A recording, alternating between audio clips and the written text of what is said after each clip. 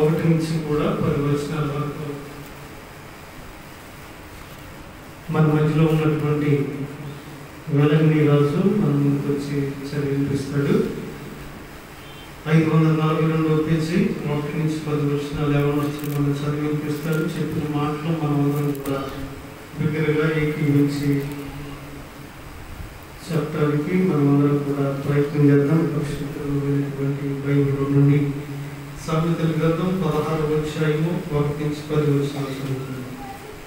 హృదయాలోచనలు మనుషుని వశము, చక్కని ప్రత్యుత్తరమిచ్చుటకు యెహోవా వలన కలుగును. ఒకని నడతలన్నీ వాని దృష్టికి నిర్దోషములుగా కనబడును.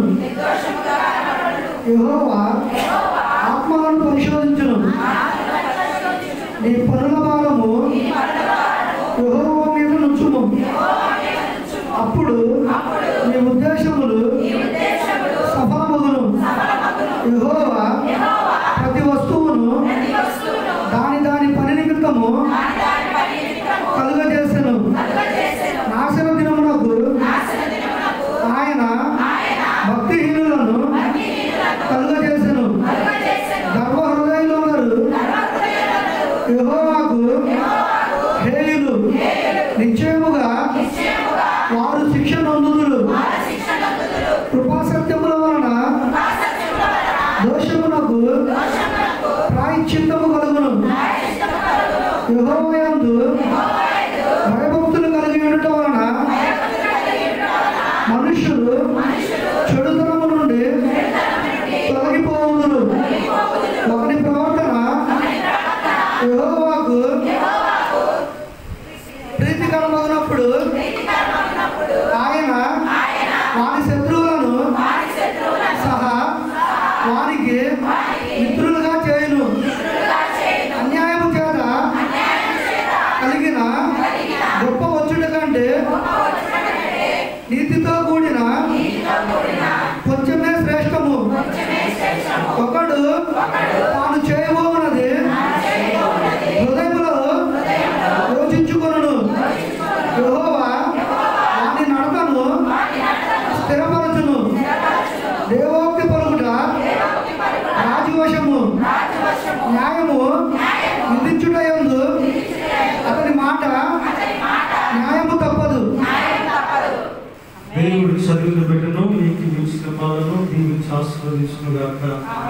అందరూ కూడా కూర్చున్నటువంటి యేసు క్రీస్తు వారి అతి ప్రశస్తమైన నామంలో మీ అందరికీ కూడా నా హృదయపూర్వక వందనాలు.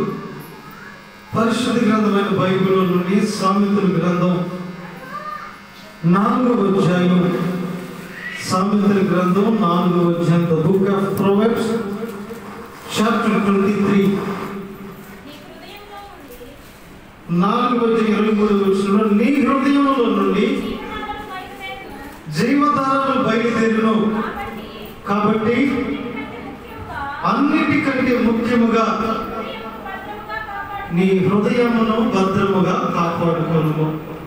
చాలా చదవబడినటువంటి మాటలో ఆయన చెప్తున్నటువంటి మాట ఏమిటి అంటే, నీ హృదయంలో నుండి జీవధారలు బయలుదేరింది కాబట్టి అన్నిటికంటే ముఖ్యంగా నీ హృదయాన్ని జాగ్రత్తగా కాపాడుకో. మానవ జీవితంలో అనేకమైనటువంటివి మనం కాపాడుకోవడానికి ఉపయోగిస్తూ ఉంటాం. మన కాళ్ళ రక్షణకు చెప్పులు లేదా బూట్లు వాడుతూ ఉంటాం. ఏదైనా ప్రయాణం చేస్తున్నప్పుడు రక్షణ కొరకు హెల్మెట్ కూడా యూజ్ చేస్తూ ఉంటాం. శరీర రక్షణ కొరకు వస్త్రాలు మనం ధరిస్తాము. ఎందుకంటే ఇవన్నీ కూడా మనల్ని మనం కాపాడుకోవటానికి. అలాగే మనమందరం కూడా గృహాలు ఏర్పాటు చేసుకుని మన కాపుదల వరకు గృహాన్ని ఏ రీతిగా కూడా మనం ఏర్పాటు చేసుకుంటాం తెలుసు. అయితే ఇక్కడ కూడా దేవుని వాక్యం కాపాడుకోవలసినటువంటి వాటి గురించి కొన్ని విషయాలు మనకు బోధిస్తూ ఉంది. మానవ జీవితంలో కాపాడుకోవలసినటువంటి ప్రాముఖ్యమైనటువంటి కొన్ని ఉన్నాయి. ఆత్మీయ జీవితంలో కూడా కాపాడుకోవలసినటువంటి కొన్ని ఉన్నాయి. అయితే మొదటిగా దేనిని కాపాడుకోవాలి కాపాడుకోవాలంటే, అయ్యా నీ హృదయంలో నుండి జీవధారలు బయలుదేరింది కాబట్టి నీ హృదయాన్ని నువ్వు జాగ్రత్తగా కాపాడుకో అంటున్నాను. నీ హృదయంలో నుండి జీవధారలు వస్తాయి కాబట్టి నీ హృదయం అనేటటువంటి దాన్ని జాగ్రత్తగా కాపాడుకో. ఎందుకనగా హృదయాన్ని గురించి దేవుని వాక్యం ఉంది కదా, అది ఘోరమైన వ్యాధిని కలిగినటువంటిది. ఆ ఘోరమైన వ్యాధి కలిగినటువంటి హృదయాన్ని నువ్వు జాగ్రత్తగా కాపాడుకోవాలి. లేకపోతే దానికి ఘోరమైనటువంటి వ్యాధి వస్తే అది నీ జీవితాన్నే కాదు నీ కుటుంబాన్ని కూడా పాడు చేస్తుంది. కాబట్టి హృదయాన్ని కాపాడుకోవాలి. కాబట్టి మధ్యాహ్నకాల సమయంలో ఆత్మీయ జీవితంలో కాపాడుకోవాల్సిన కొన్ని విషయాలు మనం జ్ఞాపకం చేసుకుందాం. వాటిలో మొట్టమొదటిది ఏంటంటే మన హృదయం. అయితే రెండవదిగా ఇంకా దేన్ని మనం కాపాడుకోవాలి, దేవుని పిలవమైనటువంటి మనం అంటే రెండవదిగా మన మనస్సును మనము కాపాడుకోవాలి. చూడండి, ద్వితీయోపదేశకాండం, ద బుక్ ఆఫ్ డిట్రానమీ, ద్వితీయోపదేశకాండము 4వ అధ్యాయము 9వ వచనంలో ఆయన అంటాడు కదా, అయితే నీవు జాగ్రత్త పడము, చూసిన వాటిని మరువకయున్నట్లు నీ జీవిత కాలమంతయు నీ హృదయములో నుండి తొలగిపోకున్నట్లును నీ మనస్సును బహు జాగ్రత్తగా కాపాడుకోను. అక్కడ బహు జాగ్రత్తగా దేన్ని కాపాడుకోమంటాడంటే మన మనస్సును రెండవదిగా బహు జాగ్రత్తగా కాపాడుకో. మీలో చాలా మందికి అనుమానం ఉన్నది, మనసుకి హృదయం చాలా తేడా ఉంది. మనసు హృదయం అనేటటువంటిది ఒకటిగా, హృదయం అనేటటువంటిది ఇక్కడ ఉంటే మనస్సు అనేటటువంటిది ఇక్కడ ఉంది. మనసు ఇంగ్లీష్లో మైండ్ అంటారు. మైండ్ అంటే ఇక్కడ ఆలోచనలు పుట్టేటటువంటి. హృదయాన్ని ఇంగ్లీష్లో హార్ట్ అంటారు. హార్ట్ అంటే ఇక్కడ ఉంటుంది. ఒకటి ఇక్కడ ఉన్న దాన్ని కాపాడుకోవాలి, రెండవది ఇక్కడున్న దాన్ని బహు జాగ్రత్తగా కాపాడుకోవాలి అంటాడు. అంటే మన మనస్సును రెండవదిగా మనం ఏం చేయాలంట, జాగ్రత్తగా కాపాడుకోవాలి. ఎందుకంటే మనస్సు ఎటువంటిది అంటే చాలా చిన్న చిన్న విషయాలకు ఏమైపోతా ఉంటుందంటే కృంగిపోతూ ఉంటుంది. దాన్ని మనం జాగ్రత్తగా కాపాడుకున్నట్లయితే చిన్న చిన్న విషయాలు అది నలిగిపోతూ ఉంటుంది. ఒకసారి ఇదిగో ఫిలిప్పీలో ఇశ్రాయేలు మీద యుద్ధానికి వచ్చినప్పుడు గొలియాత్ అనేటటువంటి ఒక వ్యక్తిని చూసి ఇశ్రాయేలు సైన్యం కానీ రాజైన సౌలు కానీ వాళ్ళ మనస్సులు కృంగిపోయి అని రాయబడు. వాడు అంత ఉన్నాడు, వాడితో మన యుద్ధం చేయలేమే, వాడు అంత ఉన్నాడు, వాడిని మనం జయించలేమే. ఆ మాటలో మొదటి సామ్యూయల్ గ్రంథం, the first of Samuel, book of first Samuel 17:32 ఆ మాటలు రాయబడి ఉన్నాయి. అందుకనే ఆయన అంటా ఉన్నాడు కదా, you have to save your mind. ఇదిగో నీ యొక్క మనస్సును ఏం చేయాలంట, కాపాడుకోవాలి. ఈరోజు మనసు పాడు చేసేటటువంటివి చాలా వస్తూ ఉంటాయి. కొంతమందిని చూడండి, నిరాశ నిశ్చయంలో ఉన్నప్పుడు ఏంటి అలా ఉన్నారంటే నా మనసేమి బాగాలేదంట, నా మనసు బాగాలేదు, నా మనసు అంత గలిబిలిగా ఉంది, నాకు అంత పిచ్చి పిచ్చిగా ఉంది. రకరకాలైన ప్రశ్నలు జవాబులు మనం వింటూ ఉంటాం. కానీ దేవుని వాక్యం అంటది కదా, నీ మనస్సును రెండవదిగా జాగ్రత్తగా కాపాడుకోవాలి.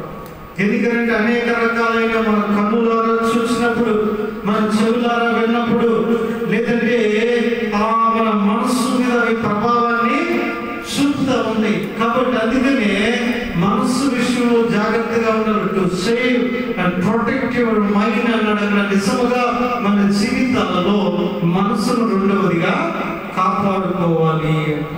చూడండి, 2వ దినవృత్తాంతాల గ్రంథంలో ఒక మాట అన్నాడు.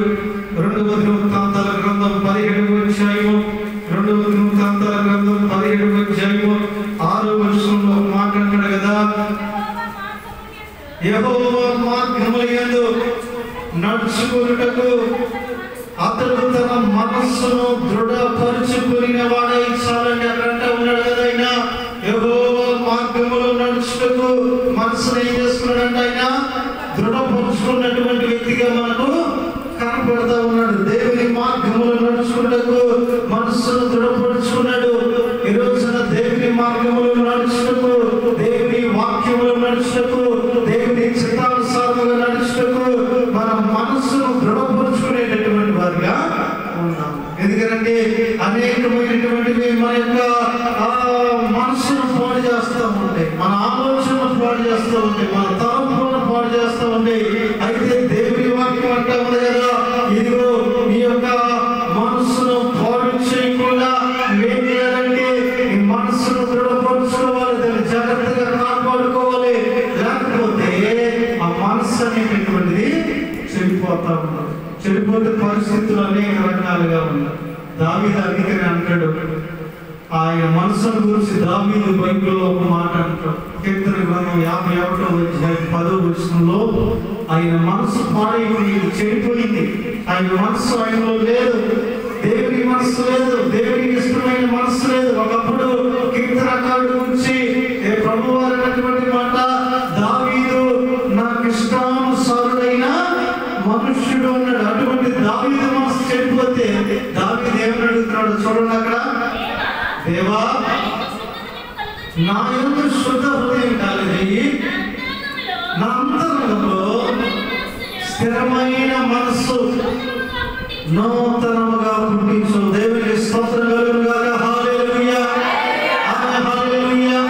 ఆయన అంటున్నాడు, నా మనస్సు పాడైపోయింది కాబట్టి నూతనమైన మనస్సు, అది కూడా ఎలాగంటే స్థిరంగా నీవు పుట్టించు. మరలా దేన్ని చూసినా, మరలా ఎటు వెళ్ళినా అది పాడైపోకుండా మరొక నూతనమైన మనసు నీవు నాకు కలగజేయాలి.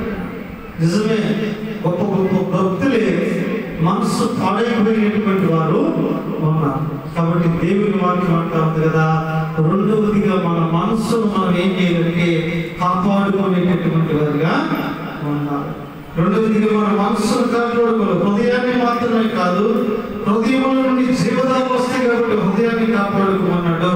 తర్వాత రెండవదిగా ఆయన అంటా ఉన్నాడు కదా, నీ మనస్సును కాపాడుకో. దేవుని మార్గాల్లో చక్కగా నిలబడటానికి, దేవుని మార్గాల్లో ముందుకు కొనసాగటానికి నువ్వు దేన్ని కాపాడుకోవాలంటే ఇదిగో మరి ఆ దేనికి మనస్సును కాపాడు.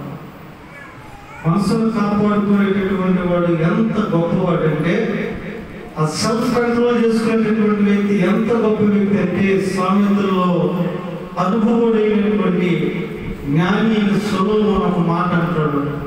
సామెతల గ్రంథం 16వ అధ్యాయం 32వ వచనంలో ఆయన అంటాడు కదా, పరాక్రమశాలి కంటే, పట్టణము పట్టుకునే వాడి కంటే తన మనసు స్వాధీనపరుచుకునేవాడు శ్రేష్ఠుడు. చూసారు ఎంత గొప్ప విషయం.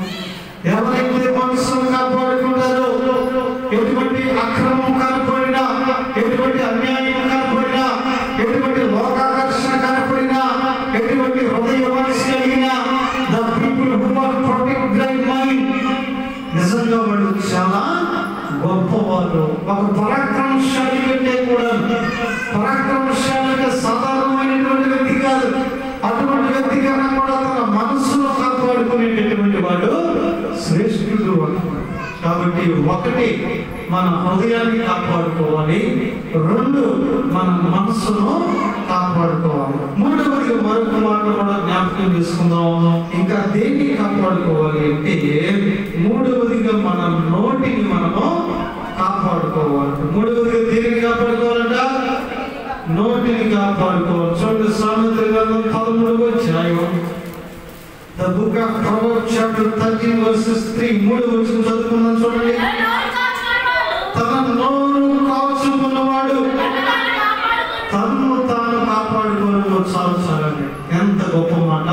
మూడవదిగా దేన్ని కాపాడుకోవాలంటే, తన నోరు కాచుకున్నవాడు తను తాను కాపాడుకున్నాడు. మన నోరు మనము కాచుకునేటటువంటి వారిగా ఉండాలి. మన నోటిని మనం కాచుకునేటటువంటి వారిగా ఉంటే మనను మనం కాపాడుకుంటాం. ఈ రోజుల్లో చాలా అనర్థాలు జరగడానికి కలిగినటువంటి కారణం మన యొక్క నోరు. నోటికి వచ్చినట్టు మాట్లాడేస్తాం, చెవుల్లో చిన్న స్వారీ చెప్పేస్తా ఉంటారు. కానీ దేవుని వాక్యం అంటది కదా, నీ నోరు నువ్వు అవసరమైనటువంటి మాటలే మాట్లాడాలి. అందుకనే దేవుని వాక్యం అంటాడు, నీ మాటలు ఉప్పు వేసినట్లు రుచికరంగా ఉండాలి. అవసరమైనటువంటి మేరే మాట్లాడాలి. ఎంత తక్కువగా మాట్లాడితే అంత మంచిది దేని విషయంలో అయినా సరే. ఎందుకంటే ఆ నోరు కాచుకునేటటువంటి వాడు తను ఏం చేస్తాడంటే కాపాడుకుంటున్నాడు అంటున్నాడు. కాబట్టి మన నోటిని మనం జాగ్రత్తగా కాపాడుకోవాలి. కొంతమందిని గురించి అంటారు, వాళ్ళకు అసలు నోరు కుదరదండి. ఎందుకంటే వారి నోటి మాటలు అలాగ ఉంటాయి. చిన్న ఎలా మాట్లాడాలి, పెద్దలతో ఎలా మాట్లాడాలి, లేదా ఈ మాట మాట్లాడితే వాళ్ళు ఏమన్నా బాధపడతారేమో, నొచ్చుకుంటారేమో, ఈ ఆలోచన ఏమి కూడా నోటికి వచ్చినట్లు టక్క టక్క టక్క అని అనేస్తూ ఉంటారు. కానీ దేవుని వాక్యం అంటుంది, నీ నోటిని కాపాడుకో. నీ నోటి మాటల వలన ఇతరులు బాధపడుతున్నారేమో, నీ నోటి మాటల వలన ఎవరి కుటుంబంలో నష్టం జరుగుతుందేమో. ఈ నోటి మాట అది నిజమైనప్పటికీ కూడా దానిని మాట్లాడితే దానివల్ల ఏ కుటుంబమైన నష్టపోతుందేమో అన్న విషయాలు జ్ఞాపకం చేసుకో. కొన్నిసార్లు నేను మాట్లాడేది నిజమే కదా, నేను అబద్ధం చెప్పట్లేదు కదా, మాట్లాడేస్తాను. మాట్లాడకూడదు ఎక్కడ పడితే అక్కడ, ఎలా పడితే అలాగా. ఎందుకంటే దేవుని వాక్యం ఉంటుంది, నీ నోటిని నీవు కాచుకోవాలి. మూడవదిగా నోటిని మనం కాపాడుకునేటటువంటి వారికి మన జీవితాల్లో ఉండాలి అంట. చాలా మంది కూడా ఇదిగో నేను గబాన మాట్లాడేస్తే తెలియక మాట్లాడే అంటారు. కానీ మత్తయి సువార్త 12:34 ఒక మాట రాయబడి ఉంది కదా, హృదయము నిండిన దానిని బట్టి నోరు మాట్లాడు. తెలియకన్నా తాగేసన్నా లేకపోతే మరొకటి అంటారు. లేదు దేవుని వాక్యం అంటుంది, ఈ నోటిలో నుంచి మాట వచ్చిందంటే అది ఎక్కడ పుట్టింది? హృదయంలో పుట్టింది. హృదయం నిండినటువంటి దానిని బట్టి నోరు మాట్లాడుతుంది. దేవుని వాక్యంలో మరొక మాట అంటాడు కదా, ఒకనొక రోజు రాబోతుంది, తీర్పు దినమున మన క్రియలను బట్టే కాదులే కానీ మన నోటి మాటలను బట్టి కూడా మనకి తీర్పు తీరుస్తాడంటాయి. కాబట్టి నోటి మాటలు అనేటటువంటిది జాగ్రత్తగా ఉండాలి. కొన్నిసార్లు కళ్ళతో చూసి నోటితో ఇష్టం వచ్చినట్టు మాట్లాడేస్తాం. కొన్నిసార్లు ఎవరో చెప్తే విని నోటికి ఇష్టం వచ్చినట్టు మాట్లాడేస్తాం. కానీ దేవుని వాక్యం అంటుంది, అలాగ మాట్లాడేటటువంటి వారిగా మన జీవితాల్లో మనము ఉండకూడదు. కొంతమంది నోరైతే ఎలా ఉంటుందంటే, ఆ తర్వాత చదువుకోండి కీర్తన గ్రంథం 50వ అధ్యాయం, కీర్తన గ్రంథము 10వ అధ్యాయం 7వ వచనం రాయబడి ఉంది. కొంతమంది నోరు శాపము కపటంతో నిండిపోయి ఉందంట. కొంతమంది పైకి నవ్వుతా మాట్లాడతారు కానీ వారి నోట్లో ఏముంది? శాపం. ఎప్పుడు శాపాలు పెడతారు. నా గతి నీకు ఎప్పుడు పట్టిందో, నా స్థితి నీకు ఎప్పుడు కలిగిద్దో, నా పరిస్థితి నీకు ఎప్పుడు వచ్చిందో, రకరకాలైనటువంటి మాటలు మనం వింటా ఉంటాం. అయితే దేవుని వాక్యం ఉన్నది కదా, ఈ నోటి నుండి దీవెన వచ్చినా కానీ శాపం వచ్చిన అనేటటువంటిది రాకూడదు. పడితే పట్టింది అలా అంతమా. అందుకని ఇతరులు కూడా అదే కట్టి పట్టాలని మనం కోరుకోకూడదు. అటువంటి శాపగ్రస్తమైనటువంటి మాటలు మన నోటి నుంచి రాకూడదట. మన నోటి నుంచి ఎప్పుడు కూడా దీవించినటువంటి మాట్లాడతాం. కొంతమంది నోరు మొత్తం కపటంతో నిండిపోయి ఉందండి. ఏ కుటుంబమైనా పచ్చగా ఉన్నా, ఏ కుటుంబమైనా చక్కగా ఉన్నా ఓర్చుకోలేదు. ఏదో ఒక పొలం పెడతానే ఉంటాం. ఏదో ఒక రీతిగా కుటుంబాన్ని పాడు చేయాలని చూసేటటువంటి నోటి చాలా ఉన్నాయి. సంసారాలు పాడు చేయాలని చూసేటటువంటి నోటి చాలా ఉన్నాయి. కాబట్టి నోటిని జాగ్రత్తగా కాపాడుకోవాలి. ఒకసారి మా నాన్నగారు జీవించడంలో ఒక ఉదాహరణ చెప్పాడు కుటుంబాన్ని గురించి. ఒకసారి ఒక జంట కొత్తగా పెళ్ళయి ఒక గ్రామానికి వచ్చిందన్న. గ్రామానికి వచ్చి అంతా పని చేసుకుని హ్యాపీగా ఉన్నారు. అయితే అదే బజార్లో ఒక పెద్ద ఆవిడ ఉందంట. ఆవిడ కళ్ళ ముందు ఎవరు నవ్వుతా ఉన్నా, ఎవరు పచ్చగా ఉన్నా తట్టుకోలేదు. అయితే ఆవిడ ఏం చేస్తుందంటే, వీళ్ళేంటి అంత అన్యోన్యంగా ఉన్నారు, ఎలాగైనా సరే వీళ్ళ మధ్యలో చూసి పెట్టాలని సరదాగా వీళ్ళు వచ్చేటప్పుడు మాటలు కలిపి 4-5 రోజులు మాట్లాడి ఆవిడ తనంట, అమ్మాయి యాడ చేసుకున్నావు అమ్మాయి అబ్బాయి అడిగిన పలానా సంబంధం పలానా తెచ్చారంటే అప్పుడు ఆవిడ అన్నదంట, అమ్మా మీ ఆయన కుక్క స్వభావం ఉన్నదా? అదేంటమ్మా అమ్మాటంటాం, నేను ఆయన రోజు కుక్క స్వభావం లేదు, మీ ఆయన గత జన్మ కుక్క పుట్టు పుట్టాడు, వాడికి ఆబుద్ధులు కూడా ఇప్పుడు ఉన్నాయి, కావాలంటే నువ్వు సరి చేసుకోవాలి. ఆ తర్వాత ఆయన డ్యూటీ నుంచి వస్తుంటే వాళ్ళ ఆయన ఆపిందంట. వచ్చి ఆపి యాడ్ చేసుకున్నాం పిల్లలు నీ యాడ్ పెడుతుంది అది ఇది మాట్లాడే ఏమైంది ఏంటంటే అది పూర్వజనంలో ఉప్పు స్తంభం పిల్లరా దాని ఒళ్ళంతా గొప్పగానే ఉంటది. అదే మాట అంటే లేదు లేదు అసలు దాని ఇంట్లో ఉండకూడదు అది ఇది ఏదో చెప్పిందంట. అయితే రాత్రి మధ్యరాత్రి 12 గంటలప్పుడు ఆ మాట గుర్తొచ్చిందంట. ఆవిడకి కథపడుతున్నా ఇదేంటి నా భర్త గురించి ఇలా చెప్తుంది ఇలా చెప్తున్నా. అయితే అసలు నా భార్య ఉప్పుని అని చెప్పి ముసలి ఇది ఎంతవరకు నిజం అని చెప్పి మధ్యరాత్రి చేయి తీసుకుని ఇలా నాకాడు. సాధారణంగా శరీరం ఎలా ఉంటుంది? ఉప్పుగానే ఉంటుంది. ఒకసారి నాకు ఉప్పుగా ఉన్నాను. మనం రెండోసారి ఈ చేయి టెస్ట్ చేసేట రెండోసారి కూడా ఈ లోపు వెంటనే ఇక ఆవిడికి మాట గుర్తొస్తుంది. మీ ఆయన ఒకే స్వభావం వెళ్ళినోడు అలాంటి కరెక్ట్ కాదు అది కదా చెప్పింది కదా. ఇక వెంటనే నేను గుర్తొచ్చి ఏంటి కుక్క నాగినట్టు నాగుతున్నాను. అప్పుడు వాడు నీ బోడి ఏంటి ఉప్పగా ఉంటున్నాడు. దాని దగ్గర వాళ్ళిద్దరికి రగులుకునండి. ఆ గొడవ పెద్ద దగ్గరికి వెళ్ళి పెద్ద మనుషుల దగ్గరికి వెళ్ళి అటు ఇటు వెళ్ళి ఆ కాపురంలో నెమ్మది లేకుండా చేసేసి ఆ ముసలి ఆ రోజు ఆ నోరు మూసుకుని ఉంటే ఆ కుటుంబం బాగుండే. కానీ ఆమె నోటి నుండి వచ్చినటువంటి మాటలో పచ్చగా ఉన్నటువంటి ఒక కుటుంబాన్ని 2 ముక్కలు చేసేసి.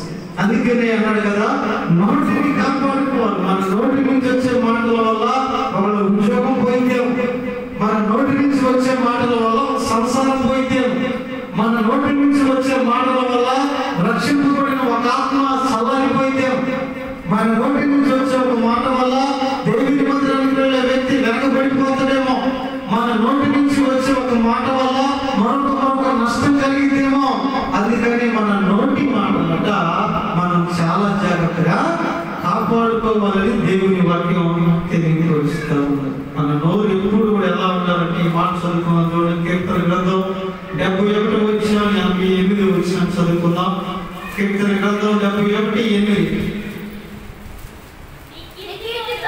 నీ కీర్తితోను నీ ప్రభావంతోను నా నోరు నిండి ఉన్నది. అక్కడ రాయబడిన మాట ఏంటంటే మన నోరు దేనితో నింపబడాలంటే దేవుని కీర్తితో దేవుని మాటలతో మన నోరు ఎప్పుడు కూడా నింపబడాలి. ఒక్కరోజు అయినా సరే మన నోటి నుండి దేవుని గురించిన విడి మాట మందిరానికి రాకపోతే వస్తుందా? ఒక్క రోజైనా సరే ఎవరైనా ఎలాగైనా ఉన్నారన్నప్పుడు కానీ లేకపోతే మన పనికి వెళ్ళినప్పుడు కానీ దేవుని గురించినటువంటి మాట ఏదైనా మన నోటి నుండి మాట్లాడేటటువంటి వారిగా ఉన్నాం.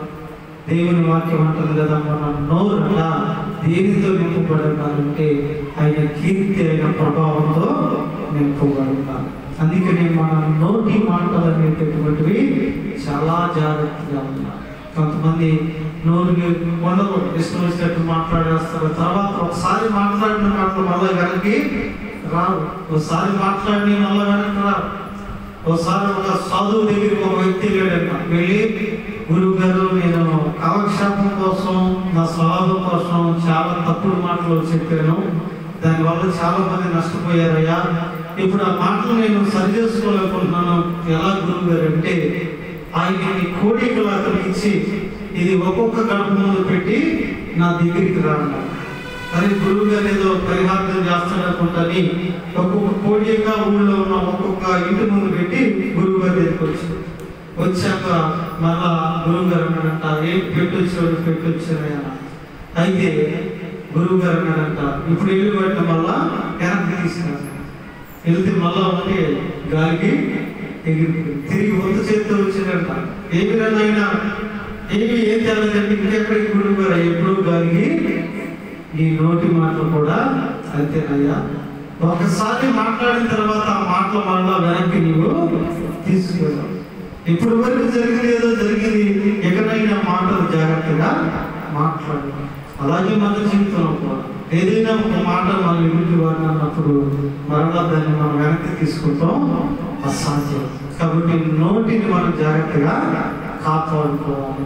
1 హృదయాన్ని కాపాడుకోవాలి, 2 మనసు కాపాడుకోవాలి, 3 మన నోటి మాటలు కాపాడుకోవాలి, నాలుగవదిగా మరొక మాట చెప్పి ముగించేస్తాను.